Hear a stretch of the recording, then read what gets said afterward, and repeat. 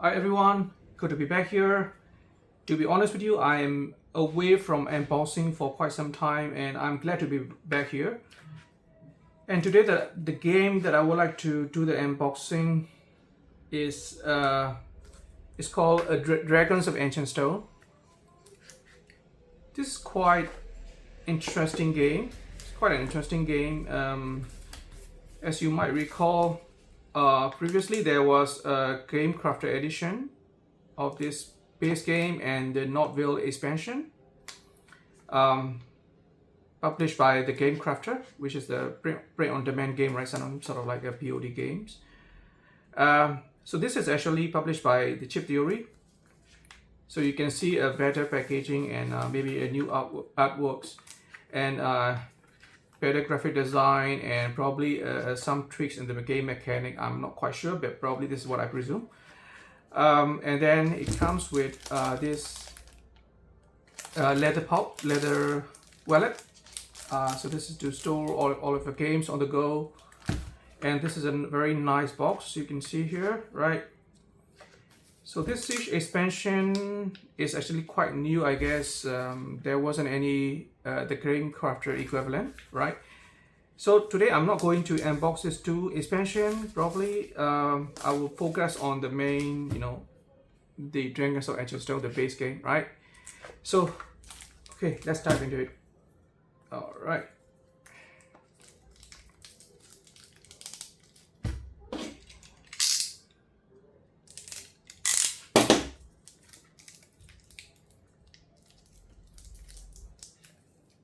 Hope I won't scratch the surface of the box. All right. So please bear with me. I'm really a messy guy when it's come to unboxing. I just go with the flow and doesn't really have any skill in that matter. Right. All right. Here we go. This is a base game. All right, 30 minutes, 1 player, and age 14 and above, right? Okay, Dragons of Etchinstone. So, right. Oh, nice. Well, you can see here. This is a rule book, I believe. Of course, the fonts are small, but I don't really mind it.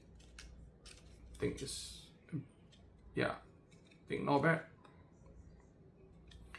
A bit of artworks here and there, and kind of like, okay, yeah, I think I can live with that. So not an issue, right? So leave it here. All right, the standard safety warning. Okay, it's time to,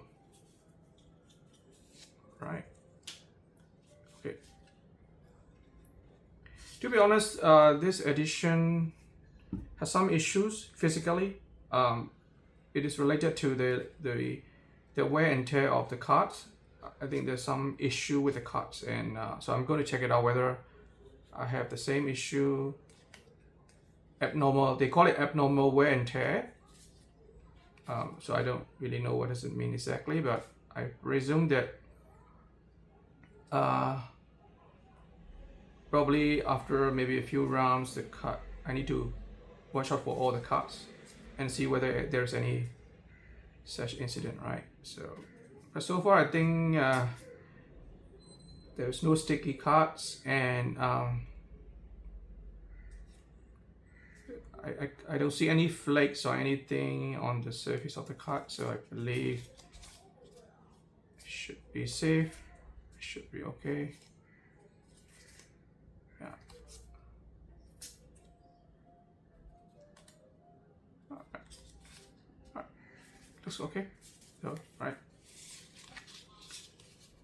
So, okay, the cards are really nice quality. The cards are actually of a very nice quality.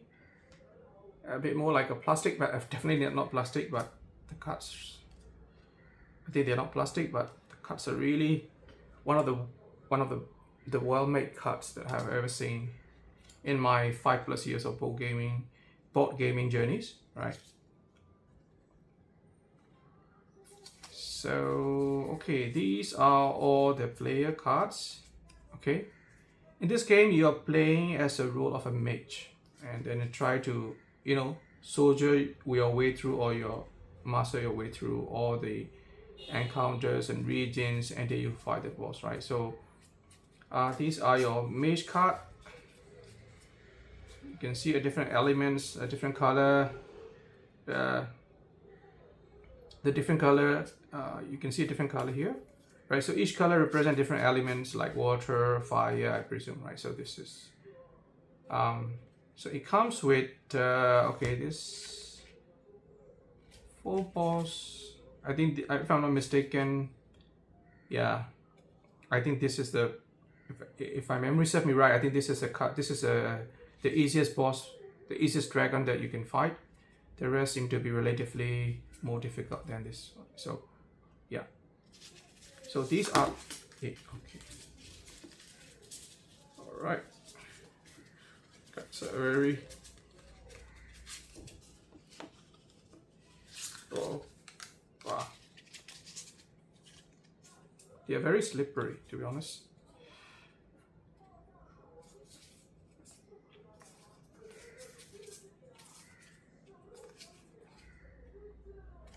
That's good though.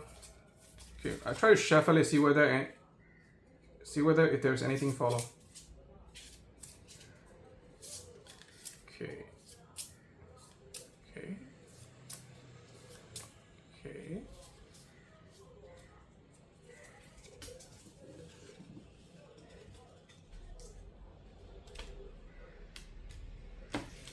I'm really bad at this. Don't call me on it. All right.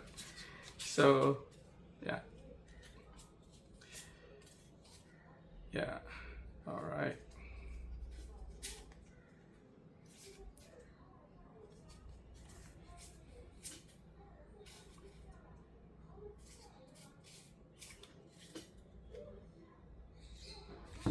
These are the region card, if I remember correctly. Yeah. The artwork seem to be, the graphic design and the artworks seem to be nicer. Looks more slightly immersive. Wow, okay, good. And all right. So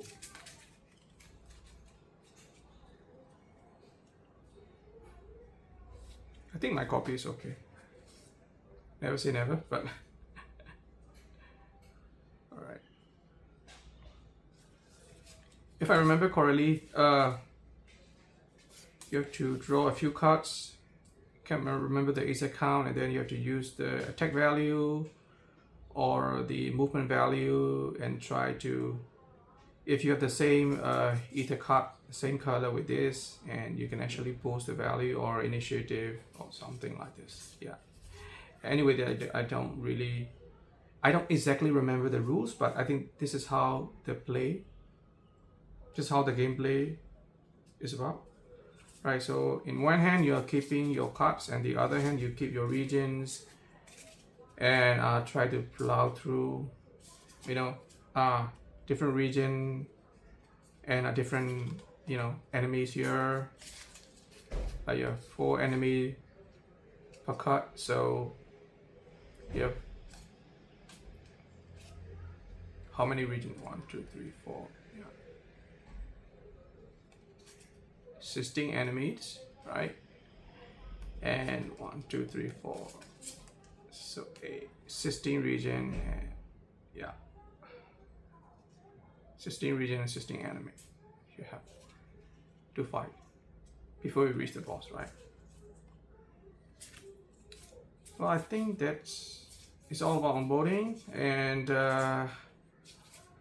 yeah, if you have a chance to try this game out, I will highly recommend this game.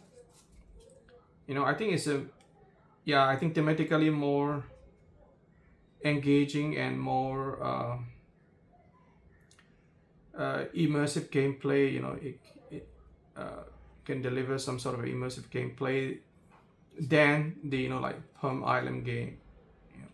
So but well, I think like or dislike is very subjective, right? So if you're looking for some sort of like a more serious game, then Palm Island, I think I would recommend this game, of course.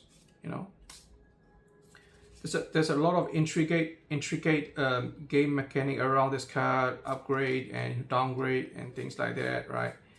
So a lot of things happen. Don't underestimate by the simplistic appearance of the game. But once you dive into it, you will get to know the intricate mechanics, and I believe you will love it. Yeah, if you're interested in this kind of fantasy games.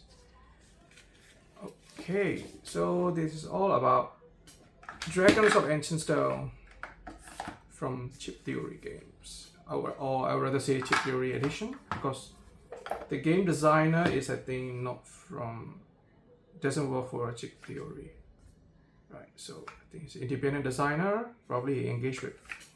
Yeah, I think I think during the PNP solo design contest long ago, I think I played one of his game called Grippo Tower, and later the name has been changed, rebranded or changed to Hands of Destiny. I think the same designer. I think very nice guy. Yeah, I think this is one of his masterpieces, undoubtedly. Right. Let's open it. Wallet. So, wow, there's a nice velvet feel to it, and here you can slot your cards here, and you can bring it along. You can bring it along with you whenever you go traveling and on the go. See whether it's fixed or not. Yeah. See. I don't think the game box. I don't think the rule book will fix here, but let's see whether this can be fixed. Can be fit into the wallet or not. Alright. Well, I think it works, but I'm not so sure about expansion. There seems to be a bit of space here for expansion, but the expansion are quite thick. You can see here. And I honestly don't think all the expansion will fit into here anyway. Maybe I should have bought more wallet, but